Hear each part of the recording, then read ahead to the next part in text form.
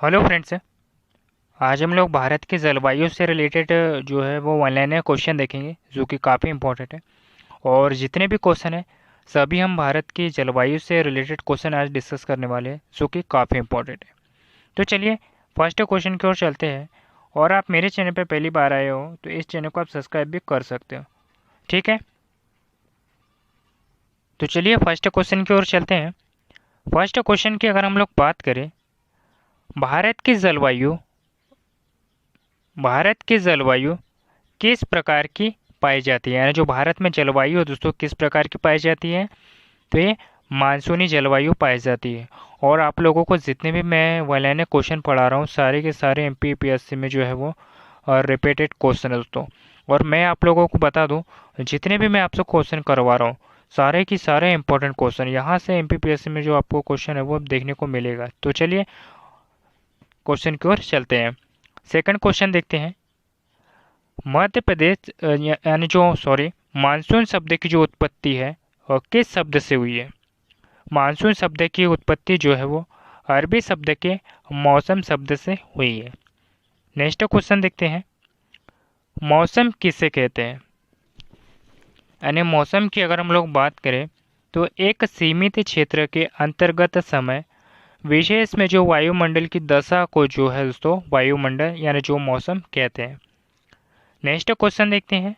जलवायु किसे कहते हैं। जलवायु की अगर हम लोग बात करें विस्तृत क्षेत्र एवं लंबी समय अवधि में मौसम की जो अवस्थाओं एवं विविधता तो को कुल को जो है दोस्तों क्या कहा जाता है, जलवायु कहते हैं। ठीक है, तो याद रखिएगा। और जितने भी मैं एमसीक्यूज करवा रहा हूँ सारे के सारे इंपॉर्टेंट है और अपने दोस्तों के साथ भी शेयर कीजिएगा ताकि उन लोगों की भी हेल्प हो सके। तो चलिए नेक्स्ट क्वेश्चन की ओर चलते हैं।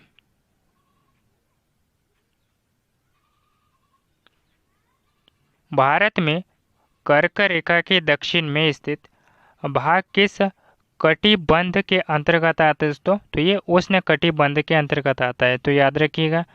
नेक्स्ट क्वेश्चन देखते हैं। भारत का उत्तरी भाग यानी जो भारत है दोस्तों उसका जो उत्तरी भाग है कर्क रेखा के उत्तर में स्थित है। तो कौन से कटिबंध के अंतर्गत आता है दोस्तों। तो ये शीतोष्ण कटिबंध के अंतर्गत आता है, तो याद रखिएगा। देखो ये जो हमारा भारत है दोस्तों इसका उत्तर वाला जो एरिया है दोस्तों वो शीतोष्ण कटिबंध है। और जो दक्षिण का एरिया दोस्तों जो नीचे वाला एरिया है वो जो उसकी अगर हम लोग बात करें तो ये उष्ण कटिबंध वाला एरिया, तो याद रखिएगा जो कि काफ़ी इंपॉर्टेंट है। नेक्स्ट क्वेश्चन देखते हैं। पश्चिम जेट स्ट्रीम के हिमालय के उत्तर में विस्थापन के पश्चात भारत में जो विकास होता है दोस्तों तो ये पूर्वी जेट प्रभाव का। नेक्स्ट क्वेश्चन देखते हैं। पूर्वी जेट प्रभाव की स्थिति लगभग कितने उत्तरी अक्षांश में और ऋतुओं को जो अनुसार बदलती है।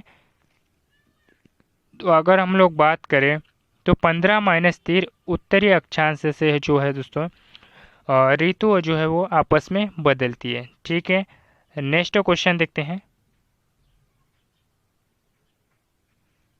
भारतीय मानसून प्रस्फोट के लिए प्रमुख रूप से उत्तरदायी किसे माना जाता है। तो ये पूर्वी जेट को माना जाता है।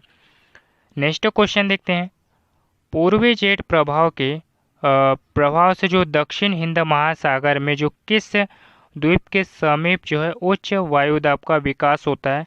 तो मेडागास्कर के पास में अगर हम लोग बात करें तो जो वायुदाब का जो विकास है वो उच्च होता है। नेक्स्ट क्वेश्चन देखते हैं। किस उच्च जो वायु दाब है दोस्तों यानी किस उच्च वायुदाब के केंद्र से दक्षिण और पश्चिम मानसून की उत्पत्ति जो है होती है। तो पूर्वी जेट प्रभाव के माध्यम से जो है दोस्तों दक्षिण और पश्चिम मानसून जो है उसकी उत्पत्ति होती है। नेक्स्ट देखते हैं। यानी आईटीसी जेड का जो फुल फॉर्म है इसकी अगर हम लोग बात करें तो क्या है दोस्तों,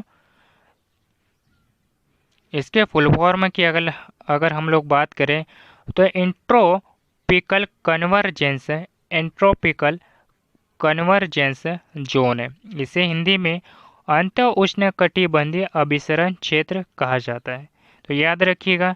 नेक्स्ट क्वेश्चन देखते हैं।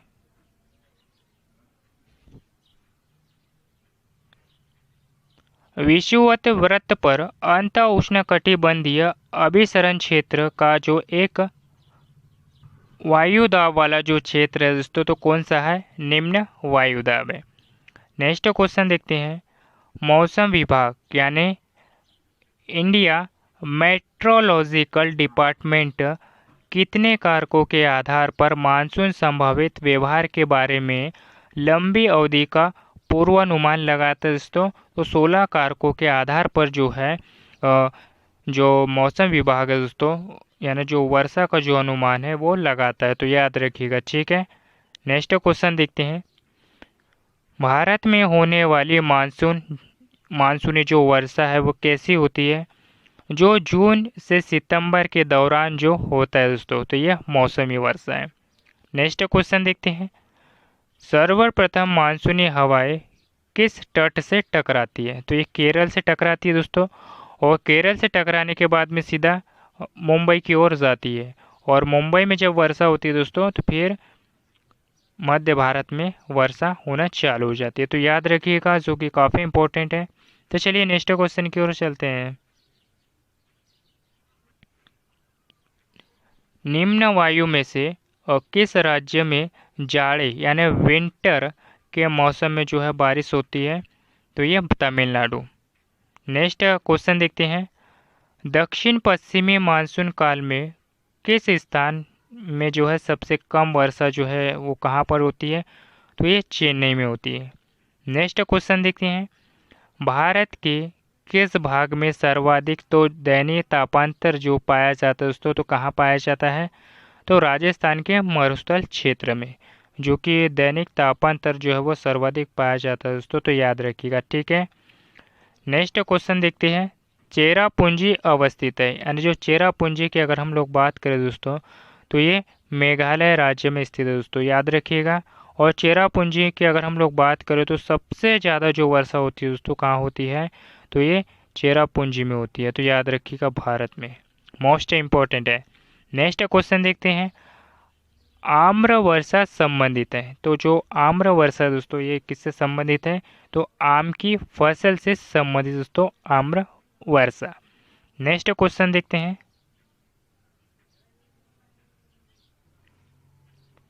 पूर्वी मानसून से सबसे अधिक वर्षा प्राप्त करने वाला जो राज्य है वो दक्षिण तमिलनाडु है। नेक्स्ट क्वेश्चन देखते हैं। भारत की सर्वाधिक वर्षा मुख्यतः प्राप्त होती है, यानी जो भारत की जो सर्वाधिक जो मुख्यतः वर्षा होती है ये पश्चिम मानसून से होती है दोस्तों, ठीक है, याद रखिएगा, दक्षिणी पश्चिमी मानसून से, ठीक है, याद रखिएगा। नेक्स्ट क्वेश्चन देखते हैं। भारत में ग्रीष्मकालीन मानसून के प्रभाव के जो तापमान की जो दिशा है दोस्तों वो कौन सी है? तो दक्षिण पश्चिम से उत्तर पूर्व, याद रखिएगा। नेक्स्ट क्वेश्चन देखते हैं। दक्षिण भारत से उत्तर भारत की ओर मानसून की जो अवधि है वो घटती है या बढ़ती है? यानी अगर हम लोग बात करें, जब दक्षिण भारत से उत्तर भारत की ओर जो मानसून की जो अवधि है दोस्तों वो घटती है या बढ़ती है? तो घटती है दोस्तों। जब भी जहाँ से जो मानसून चालू होता है दोस्तों, तो जब दूर तक जाते जाते जो है दोस्तों उसकी जो हवाएं हैं, उसका जो मानसून का जो रूप है वो धीरे धीरे कम होते जाता है, तो याद रखिएगा इसको कि मेरी वेरी इंपॉर्टेंट है। नेक्स्ट क्वेश्चन देखते हैं। उत्तर भारत के मैदानों में जो वार्षिक वृष्टि की जो मात्रा है वो किस ओर घटती है दोस्तों? तो किस ओर घटती है? तो पूर्व से पश्चिम की ओर, तो याद रखिएगा, जो कि काफ़ी इंपॉर्टेंट है। और जितने भी कुछ आपको कुछ लाइनें जो मैं इंपॉर्टेंट बता देता हूँ तो वो याद रखिएगा आप लोग, ठीक है, जो कि इसमें जो आप लोग है ना कन्फ्यूजन हो जाते हो। तो चलिए नेक्स्ट क्वेश्चन की ओर चलते हैं। शिमला लगभग एक ही अक्षांश पर स्थित है, यानी जो शिमला शहर है दोस्तों, हिल स्टेशन है, ये शिमला लगभग एक ही अक्षांश पर स्थित है, परंतु उसकी जलवायु में भिन्नता का कारण क्या है? तो दक्षिणी पश्चिमी मानसून से। नेक्स्ट क्वेश्चन देखते हैं। भारतीय मौसम विभाग का जो मुख्यालय है वो कहाँ पर स्थित है दोस्तों? यानी जो भारतीय मौसम विभाग का जो मुख्यालय है तो ये कहाँ पर तो ये दिल्ली में स्थित है। नेक्स्ट क्वेश्चन देखते हैं। भारतीय उष्णकटिबंधीय मौसम विज्ञान संस्थान कहाँ पर स्थित है? तो ये पुणे में स्थित है। नेक्स्ट क्वेश्चन देखते हैं, मध्यम दर्जे के राष्ट्रीय मौसम भविष्यवाणी केंद्र जो है वो कहाँ पर स्थापित है दोस्तों? तो ये नोएडा जो कि दिल्ली के पास में स्थित है दोस्तों। तो याद रखिएगा, पश्चिमी विक्षोभ भारतीय उपमहाद्वीप में जाड़े के मौसम में किस दिशा में प्रवेश करता है दोस्तों? तो ये पश्चिम तथा उत्तर पश्चिम में। नेक्स्ट क्वेश्चन देखते हैं, पश्चिम विक्षोभ का भारत में प्रभाव जो कैसे होता है? तो पश्चिम विक्षोभ का जो भारत में प्रभाव है तो कैसे होता है? तो ये पश्चिम जेट से होता है। नेक्स्ट क्वेश्चन देखते हैं, फूलों वाली बौछार क्या मतलब है? यानी जो फूलों वाले जो बौछार का जो क्या मतलब होता है दोस्तों? तो कहवा के फूल खिलने के सहायक, कहवा के फूल खिलने के सहायक जो है दोस्तों फूलों वाले जो बौछार का मतलब होता है। तो याद रखिएगा। नेक्स्ट क्वेश्चन देखते हैं, भारत में लू किन क्षेत्रों में ज़्यादा बहती है? यानी जो भारत में अगर हम लोग बात करें तो जो लू है वो किन क्षेत्रों में ज़्यादा बहती है दोस्तों? तो उत्तरी मैदान में और पंजाब से बिहार तक। तो याद रखिएगा, ठीक है। नेक्स्ट क्वेश्चन देखते हैं,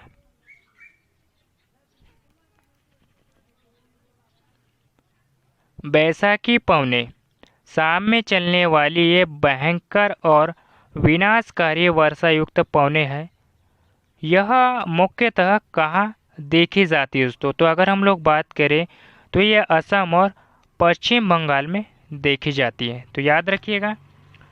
नेक्स्ट क्वेश्चन देखते हैं, असम में काल बैसाखी तूफानों को क्या कहा जाता है? यानी जो असम में अगर हम लोग बात करें जो काल बैसाखी तूफानों को क्या कहा जाता है? तो बोडोई चिला कहा जाता है।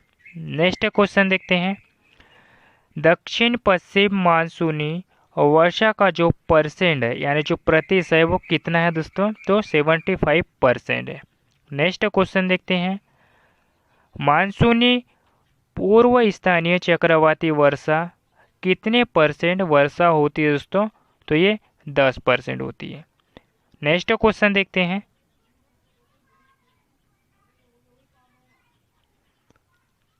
प्रत्यावर्तित मानसूनी वर्षा के द्वारा कितने प्रतिशत तक वर्षा होती है दोस्तों? तो ये 12% तक वर्षा होती है।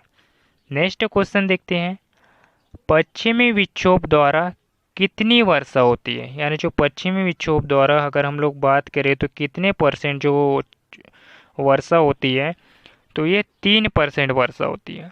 नेक्स्ट क्वेश्चन देखते हैं, क्या कारण है कि भारत में मानसूनी वर्षा के द्वारा क्या कारण है कि भारत में मानसूनी वर्षा के द्वारा कोलकाता में 109 यानी 119 सेंटीमीटर और पटना में 105 सेंटीमीटर और इलाहाबाद में 76 सेंटीमीटर तथा दिल्ली में 55 सेंटीमीटर तक की वर्षा होती है दोस्तों? तो इसका क्या कारण है?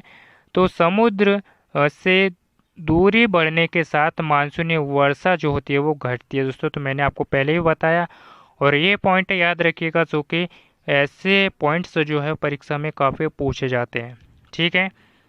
नेक्स्ट क्वेश्चन देखते हैं, भारत की कृषि प्रधान अर्थव्यवस्था जो है किस पर अधिक निर्भर रहती है दोस्तों? तो अगर हम बात करें जो भारत की कृषि है दोस्तों ज़्यादा से ज़्यादा जो है वो मानसूनी वर्षा पर निर्भर है दोस्तों। तो याद रखिएगा। नेक्स्ट क्वेश्चन देखते हैं, भारतीय मानसूनी की उत्पत्ति जो है संबंधी सिद्धांत को किसने प्रतिपादित किया है दोस्तों? तो एडमंड हैली ने। किसने किया है दोस्तों? तो एडमंड हैली ने। याद रखिएगा। नेक्स्ट क्वेश्चन देखते हैं,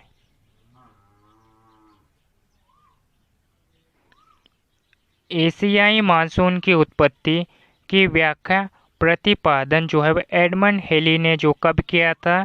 तो ये 1686 में किया था। याद रखिएगा। नेक्स्ट क्वेश्चन देखते हैं, ग्रीष्म काल में सूर्य की किरणें कर्क रेखा पर लंबवत पड़ती है। यानी जो जब ग्रीष्म काल होता है दोस्तों इस समय जो सूर्य की जो किरणें हैं वो कर्क रेखा पर लंबवत पड़ती है जिसके कारण यह केंद्र का विकास हो जाता है दोस्तों। तो निम्न वायुदाब का, ठीक है। नेक्स्ट क्वेश्चन देखते हैं, दक्षिण पूर्व व्यापारिक पवनें किस बल के प्रभाव के कारण दाहिने ओर मुड़ जाती है और उनकी जो दिशा है यानी दक्षिण पश्चिम की ओर हो जाती है दोस्तों? तो किस कारण से? तो कोरियोलिस बल के कारण, याद रखिएगा, कोरियोलोसिस बल के कारण, याद रखिएगा, ठीक है। मानसून का गत्यात्मक सिद्धांत यानी जो मानसून का जो गत्यात्मक सिद्धांत है, मानसून की उत्पत्ति के बारे में जो है वो क्या बताता है दोस्तों? तो जो गत्यात्मक सिद्धांत है दोस्तों मानसून का, वो क्या कारण दोस्तों, वो किस लिए मतलब जो बताया जाता है? तो भूमंडलीय पवनें तथा वायु दाब पेटियों का जो मौसम है दोस्तों, इसको स्थानांतरित करने के लिए जो है दोस्तों गत्यात्मक सिद्धांत जो है मानसून की उत्पत्ति के बारे में जो है ये कारण बताता है। तो याद रखिएगा। नेक्स्ट क्वेश्चन देखते हैं,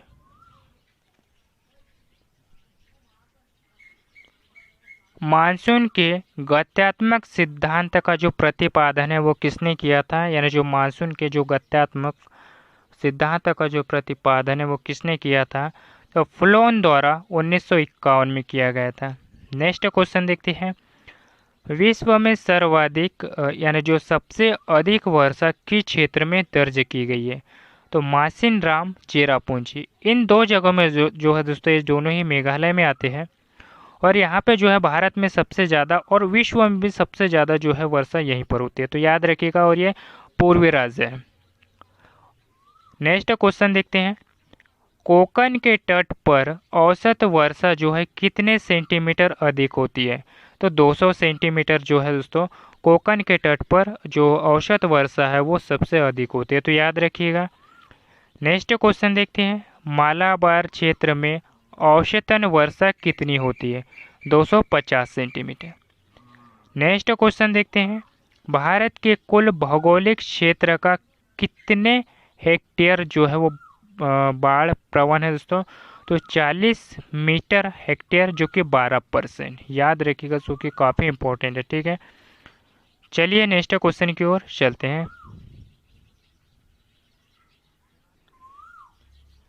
केंद्रीय जल आयोग ने बाढ़ का पूर्वानुमान लगाना जो है वो कब शुरू किया गया है दोस्तों? तो नवंबर 1958 से। नेक्स्ट क्वेश्चन देखते हैं, राष्ट्रीय बाढ़ नियंत्रण कार्यक्रम की जो शुरुआत है वो कब की गई है? यानी जो राष्ट्रीय बाढ़ नियंत्रण कार्यक्रम की जो शुरुआत है 1954 में की गई है। नेक्स्ट क्वेश्चन देखते हैं, भारत को उष्णकटिबंध और उपोष्णकटिबंध में जो है विभाजन करने के आधार के रूप में जो है मानी गई जनवरी की जो तापमान रेखा है वो कितनी है दोस्तों? तो 18 डिग्री सेल्सियस। नेक्स्ट क्वेश्चन देखते हैं, भारतीय मानसून मौसमी विस्थापन से इंगित है। यानी जो भारतीय मानसून है दोस्तों, यह मौसमी विस्थापन से जो है वो इंगित है। ये कारण क्या है दोस्तों इसका? तो स्थल तथा समुद्री का विभेदी करना, यानी जो विभेदी तापन जो है दोस्तों मानसून जो विस्थापन से इंगित करता है। तो ठीक है, याद रखिएगा। यानी जो अगर हम लोग बात करें जो भारतीय मानसून है, इसको मौसमी विस्थापन जो है यानी जो स्थल और जो समुद्री का जो विभेदी तापमान है दोस्तों, इसको क्या करता है वो इंगित करता है। तो याद रखिएगा। नेक्स्ट क्वेश्चन देखते हैं,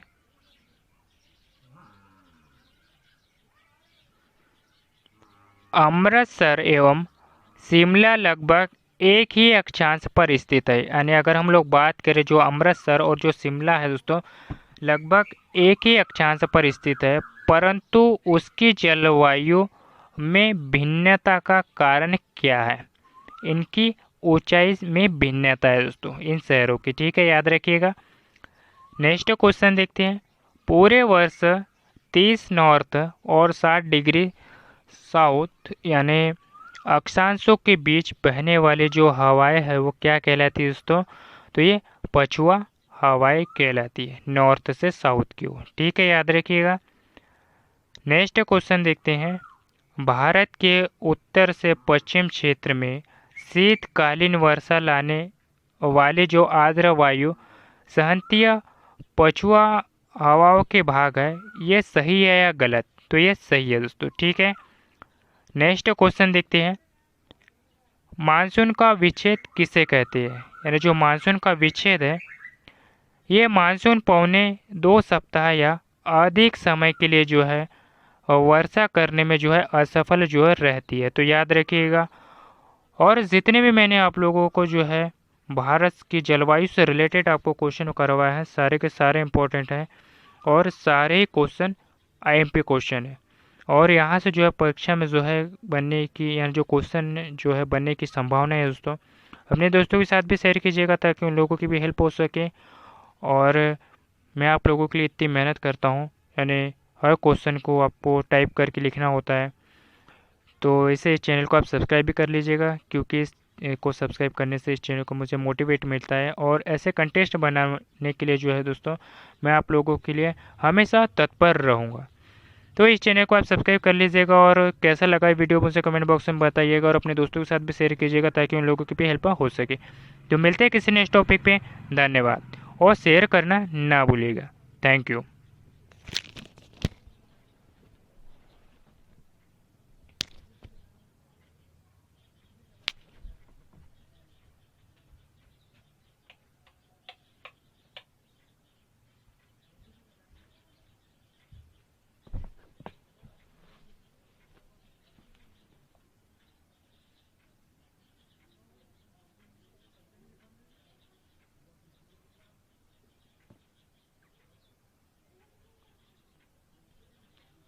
शेयर करने